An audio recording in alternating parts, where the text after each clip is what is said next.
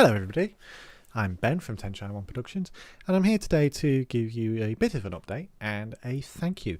That is right, I have just hit 9,000 subscribers, so all I can really say to that is thank you. I never thought the channel would get there, and I never thought the channel would get there, and I'm honestly shocked that I'm at 9,000 subscribers.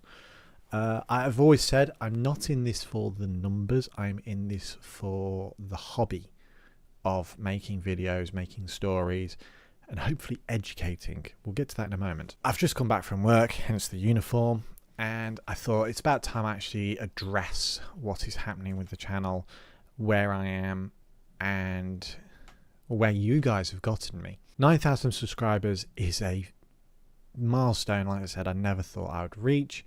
Hopefully I can hit 10,000. I'm not going to disappear anytime soon. There will be a gap next year for a period, and I'll explain that shortly. But there is going to also be a slight change. You've probably already seen it, but there is going to be a slight change in the way content comes out. So I am still working on Sodor Chronicles, and I am, if I look on my Discord, I've got a section called Planned Episode List. I'm working on episode 10. It is all filmed. I'm just waiting for some audio stuff to be done. I need to chase down a couple of people, actually. I've got a couple of voice actors in for this one, as well as the wife. But yes, episode 10 is done. There is a planned list of 25 episodes.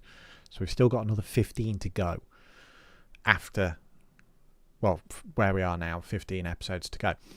I'm already making plans for season 5, and I have about 22 episodes of that penciled out, not just rough ideas.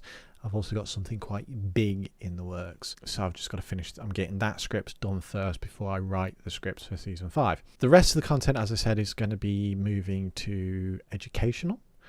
As you can see, I am wearing orange, and that is because I work, as some of you know, on track maintenance. And I work on the railways, private sidings, and I go out, I look for faults, and I fix them. And a couple of you seen it, the return of how railways work with the AWS and the TPWS. So now that I know more about signalling, I'm going to be reapproaching signalling, and I'm going to be talking about brakes and other bits and pieces. But I'm also going to be starting talking about track maintenance and different components of the tracks, specifically the way the British terminology is. I know the Americans have different terminology, but we're going to be doing obviously very British terminology. I'm going to be using trains a lot to help describe things, and I'm going to be, where I can, and I'm going to be using, so for signalling, for example, I'm going to be doing trains. I might take a couple of clips from my old video to explain the bell codes and everything, but the actual practical side of it with the signals and what they will mean, that's going to be through trains. I'm going to be using a lot of trains basically. And I'm going to try and teach you guys a bit more about my job and a bit more about the railways and the more physical side to the railways and how they work. The reason, as I said earlier, there is going to be a pause next year for a few weeks, few months, and this is a big life update. I'm having a child. I can't remember if I put this on the community post. Probably add something like a bit of text in header going, yes, I did. But yes, Carol is currently pregnant, and we are expecting our first child.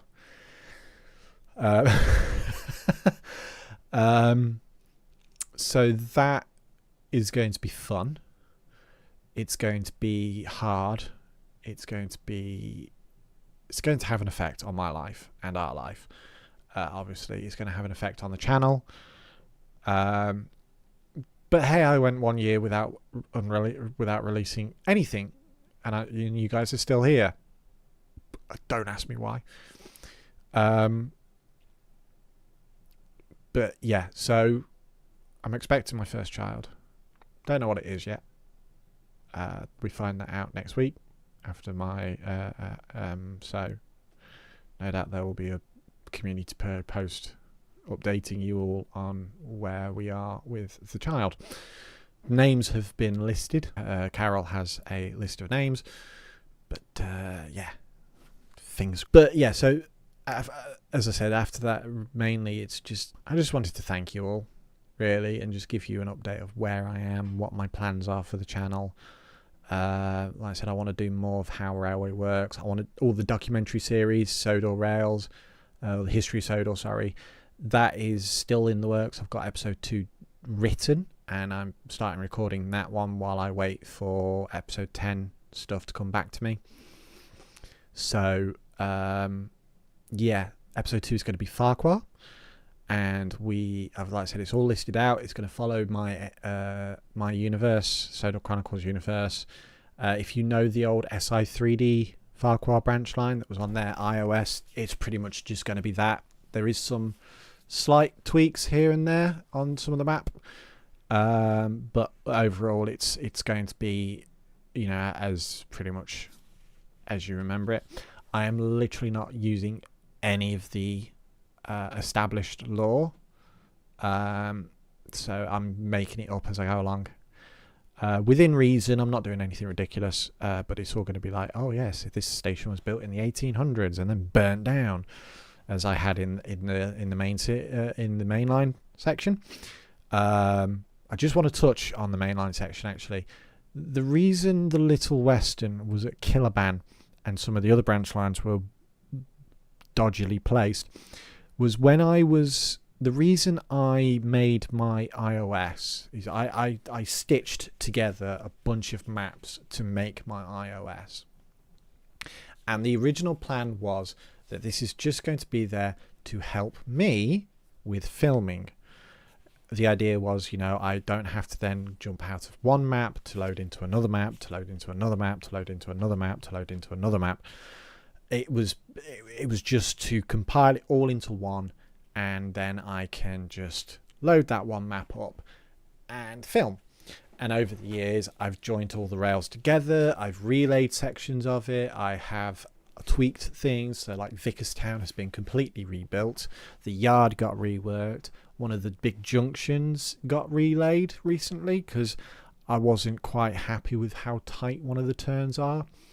I've tried to tweak the approach into the Wellsworth line.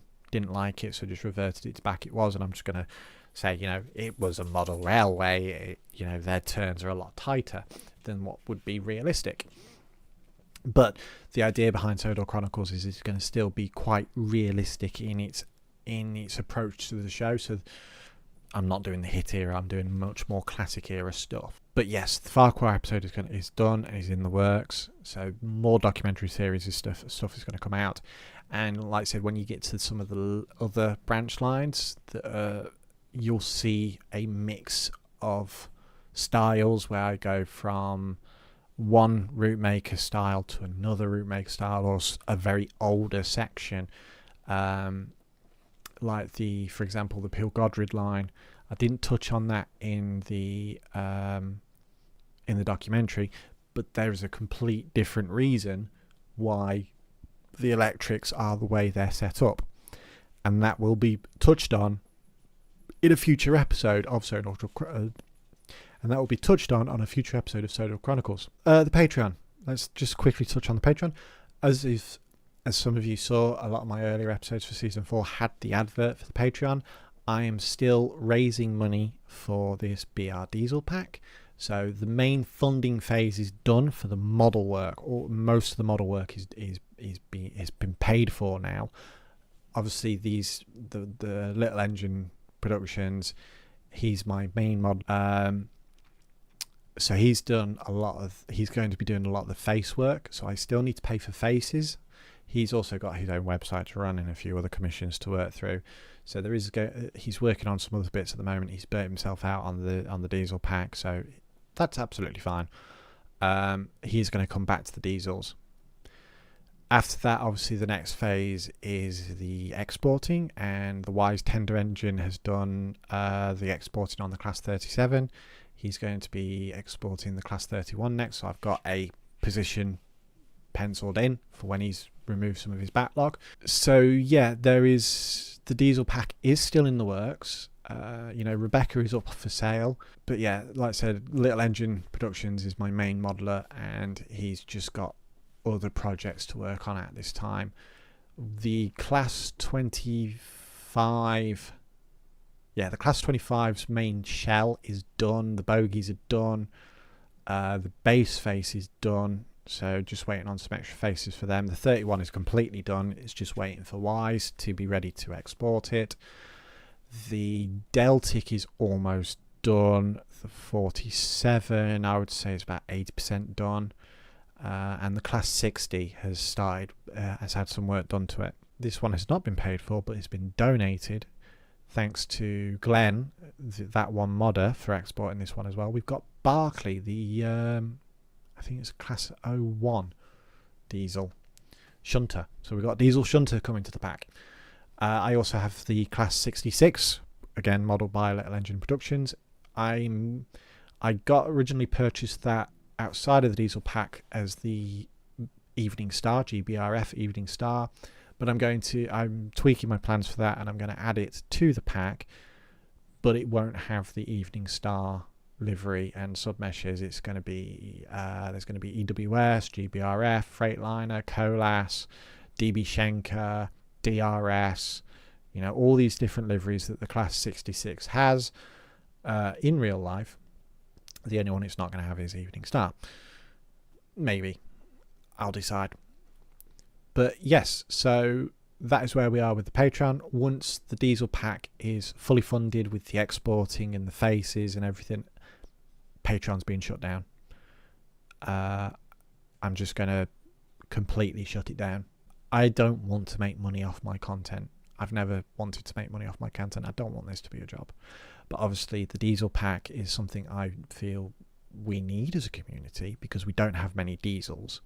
A lot of steam engines, not as many diesels. So that is why that's why I've been asking for help funding the diesels. And that's why Rebecca has been on sale. The Class 20s have been on sale. The Class 37 is on sale. When the 31 is done, that will be going up for sale. I'm going to keep the prices as low as I can, simply so that I don't price people out. I understand that. Bit of a post edit. I forgot to mention in my original take that once the diesel pack is complete, all models on my shop will be either made free and uploaded to a website, or there will be a G Drive link sent out and made public. They're probably going to all end up on Vicarstown Transport anyway, since I'm working closely with them. When you look at it on mobile, if you are on a Apple product, prices are slightly higher than if you looked at it as an Android or a Windows product. That is because the Apple fees that they have, that Apple has introduced onto Patreon, not me, not Patreon. Apple forces their hand on this one. So Patreon increases the fees for anyone buying through Apple products, so that the creator still gets the money that they deserve. There's also a 17-day hold on any money that comes from Apple products. So, yay. So yeah, if you want the product for what it actually is listed for, buy it on a Windows or an Android device. Don't buy it on an Apple device. But hey ho. Thank you for watching. I hope you understand where I am in life now, where the channel is. Thank you again for the 9,000 subscribers. Absolutely blown away. And we'll see where we go from there. Goodbye.